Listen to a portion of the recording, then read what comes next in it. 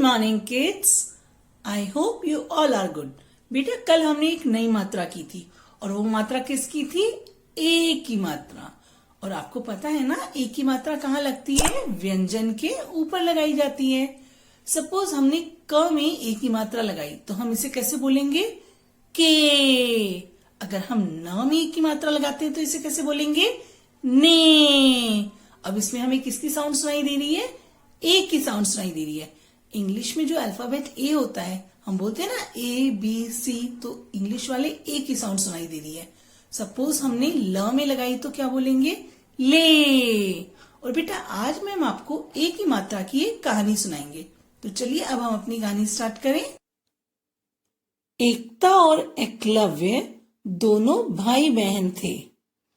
एकता की दादी एक दंत भगवान यानी गणेश जी की पूजा करती थी और भोग में मोदक चढ़ाती थी।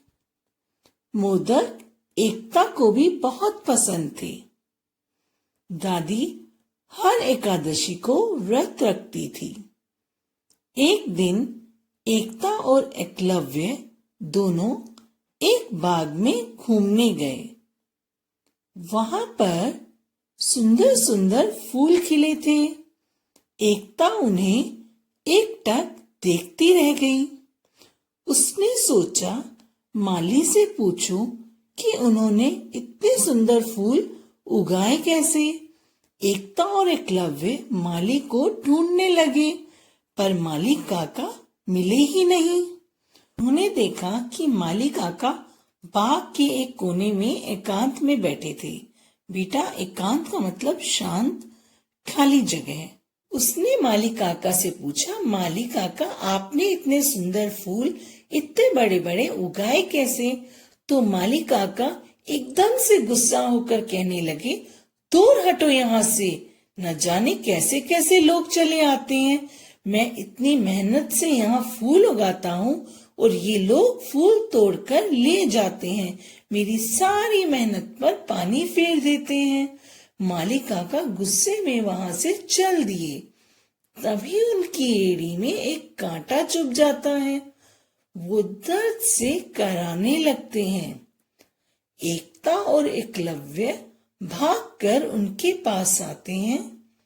एकता बड़ी ही सावधानी से, बड़े ही तरीके से उनकी एड़ी से कांटा निकाल देती है।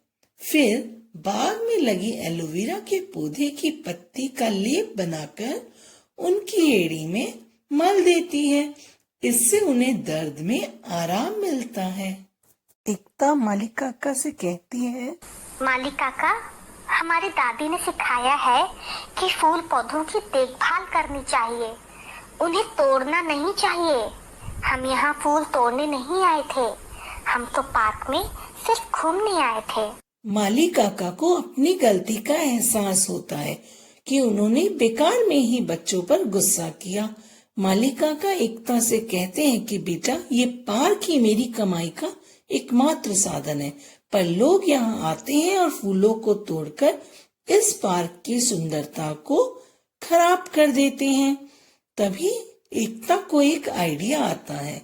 वह एक तख्ती पर लिख देती है कि यहाँ फूल तोड़ना मना है और फूल तोड़ने वाले को सजा मिलेगी, और वह उस तख्ती को पार्क के गेट पर लगा देती है। फिर एकता और एकलव्य दोनों एक साथ मिलकर पार्क की सफाई करते हैं। माली काका देखते हैं कि अब जितने भी लोग पार्क में घूमने आते हैं कोई भी फूल नहीं तोड़ता।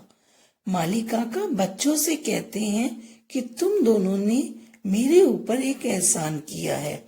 तुम दोनों की वजह से ही यह पार्क बहुत सुंदर और हरा भरा दिखाई दे रहा है। माली काका उन दोनों बच्चों को उपहार के रूप में तुलसी का एक पौधा देते हैं। तो बच्चों कैसी लगी ये कहानी? चलिए बेटा अब हम अपना रिटन वर्क स्टार्ट करते हैं।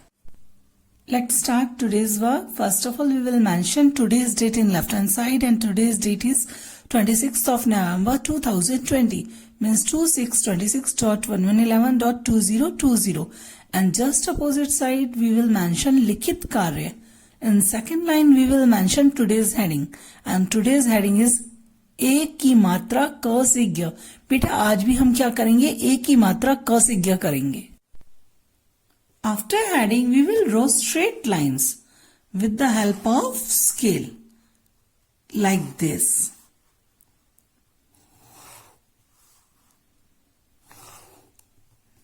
और हमें कितने कॉलम बनाने हैं बेटा? 5 कॉलम्स.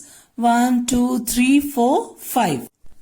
के, खे. अब ये देखिए बेटा ग व्यंजन, जैसे ही हमने ग में एक ही मात्रा लगाई, इसे हम क्या बोलेंगे? गे. और बेटा मैम ने आपको बताया है ना कि जो एक ही मात्रा है वो कहाँ लगती है? व्यंजन के ऊपर लगती है. और कहाँ लगाई जाती है? जो स्टैंडिंग लाइन होती है, स्टैंडिंग लाइन के ऊपर लगाई जाती है. ओके. और हम जब एक ही मात्रा का बोलते हैं, जैसे हमने ग में एक की मात्रा लगाई, तो हम इसे क्या बोल रहे हैं? गे. और किसकी साउंड सुनाई दे रही है आपको? मैम ने बताया था ना आपको, किसकी साउंड सुनाई दे रही है? ए की साउंड. इंग्लिश वाला ए होता है ना बेटा, हम ए बी सी बोलते हैं, तो वो वाली एक की साउंड सुनाई दे रही है. ये देखिए गे. घ में लगाते ही घे. चे, छे. अब ये देखिए ज, जैसे ही ज में एक ही मात्रा लगी, इसे हम बोलेंगे जे. हम वर्ड बोलते हैं ना, जेल, जेल बोलते हैं ना, तो जे. अब ये देखिए झ. एक बात का ध्यान रखिएगा बेटा, जब हम झ बनाते हैं तो झ नीचे लाइन को टच नहीं होता है. झ की जो टेल होती है वो नीचे लाइन को टच होती है. कुछ बच्चे क्या करते हैं? पूरा झ नीचे लाइन को टच कर देते हैं. ओके, इस तरह से हमें नहीं बनाना है. अब जब झ में हमने एक ही मात्रा लगाई, तो इसे क्या बोलेंगे हम? झे, न्य. अब ये देखिए ट.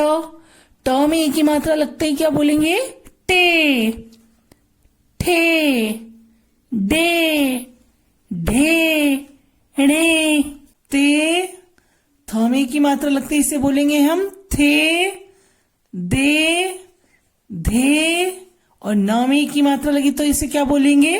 ने, पे, फे, बे, भे, में.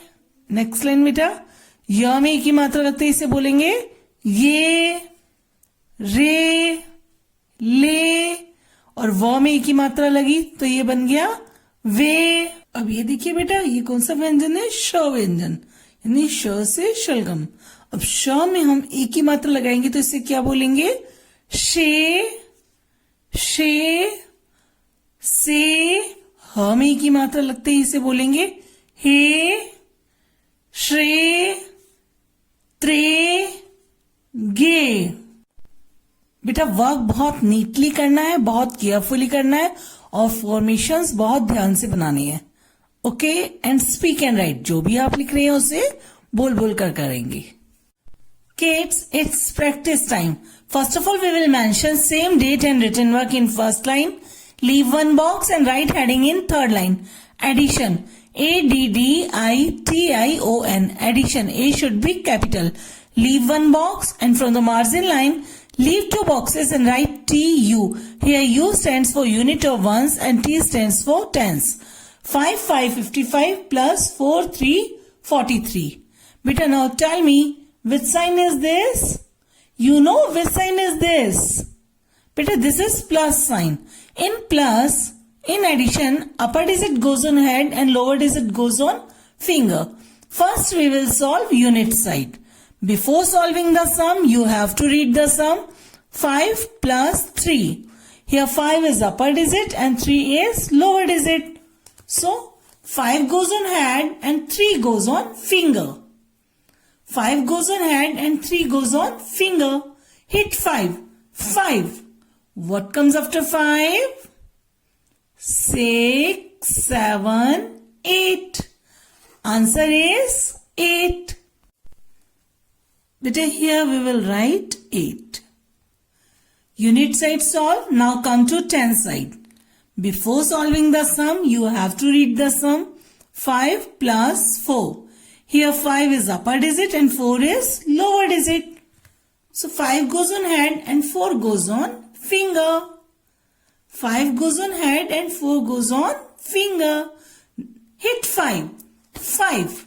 Now what comes after 5? Yes, what comes after 5? 6, 7, 8, 9. Answer is 9.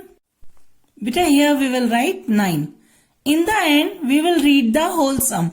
5, 5, 55 plus 4, 3, 43. And the answer is 9, 8, 98. Kids, you have to do 2 more sum.